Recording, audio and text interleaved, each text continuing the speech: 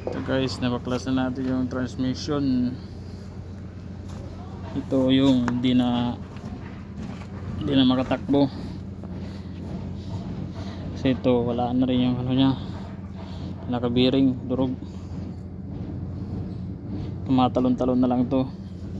Ito yung pinaka pinion gear nya, in drive, tumabiring.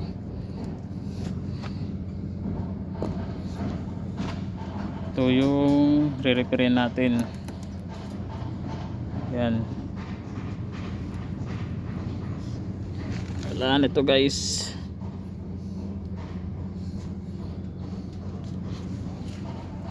Yan, last natin transmission.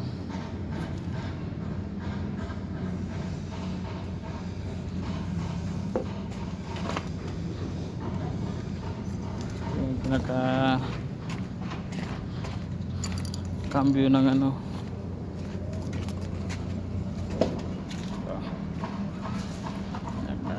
hook yoke nya.